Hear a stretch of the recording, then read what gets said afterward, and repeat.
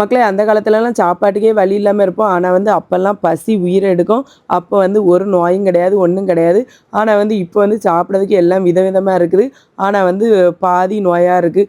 எனக்குன்னு இல்லை, வீட்டுக்கு வீடு எல்லாருக்குமே சுகரு, தைராய்டு இந்த மாதிரி பிரச்சனைகள் அநேக வீடுகள் இருக்குது. இந்த 2025ஓட எல்லா வீட்லேயுமே ப்ரேயர் பண்ணி கேளுங்க. என்ன விஷயம்னா, எங்களுக்கு காசு பணம் எதுவுமே வேண்டாம், நோய் இல்லாத ஒரு வாழ்க்கையை தாங்க அப்படின்னு.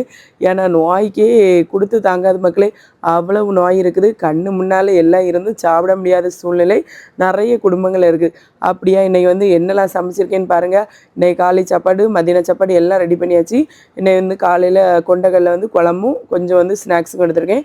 அப்புறமா எல்லா காய்கறியும் போட்டு ஒரு அவியல் பண்ணியிருக்கேன். ஆட்டோட கிட்னி ஈரல்லாம் வரட்டி வச்சுருக்கேன். காலையில் சாப்பாட்டுக்கு இட்லியும் சேமியாவும் வச்சுருக்கேன். அதுக்கப்புறமா ஆளுக்கு ஒரு முட்டை வச்சுருக்கேன். குழம்புக்கு ரசம் தான் வச்சுருக்கேன். இன்றைக்கி வந்து ரேஷன் அரிசி சாப்பாடு சாப்பிட்றதுக்கு நல்லா பசுமையாக இருக்கும்.